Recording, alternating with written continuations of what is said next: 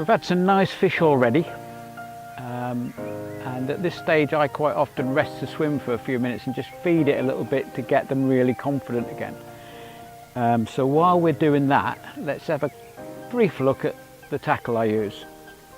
Literally all my floater fishing gear is in this one box. It's got all the basics I need. Essentially, if it's calm conditions, I need a drift type controller, and I use these Cordal ones. Rate them very, very highly, very buoyant, and they do everything I need to do if it's calm. If it's rough or windy and I need a bit more stability, I have a couple of vertical controllers which bed themselves a bit further in the water and give me that much more control and help to slow the drift down. Hook lengths, as far as I'm concerned, for I think probably the last 10 years now, I've been using one called Stroft GTM. Normally I have it in the 5.1 kilo, the 6.4 kilo and the 4.2 I think it is, and they serve nearly all my fishing. It's fine, great knot strength, brilliant hook length. Hooks,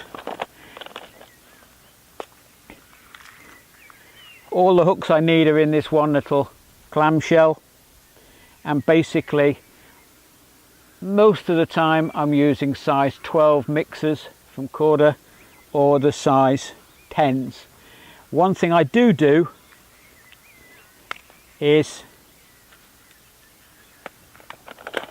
I bait band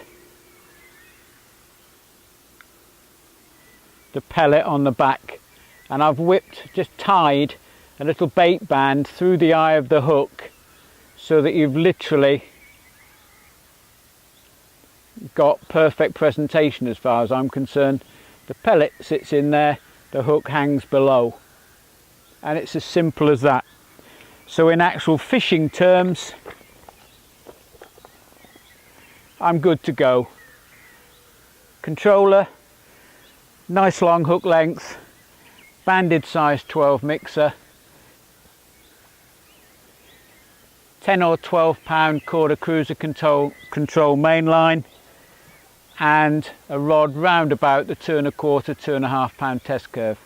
This is the Longbow X45, as I'm with Daiwa. It's a lovely piece of kit, not the cheapest rod on the market, but it's superb.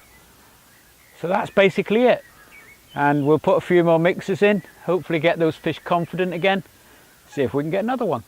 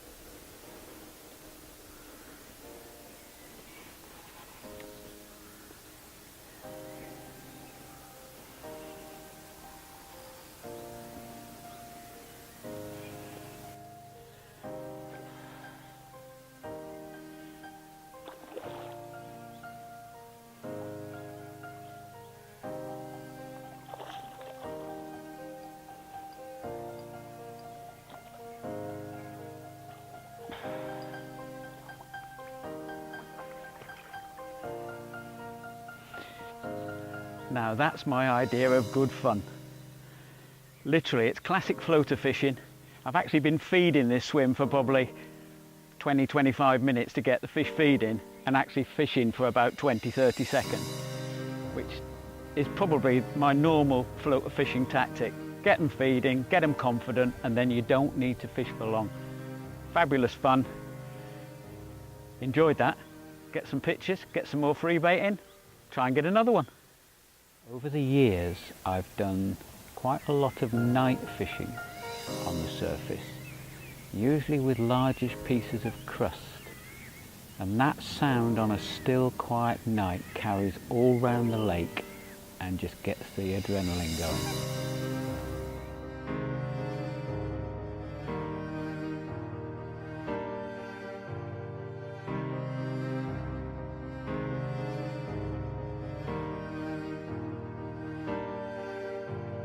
Nice fish this.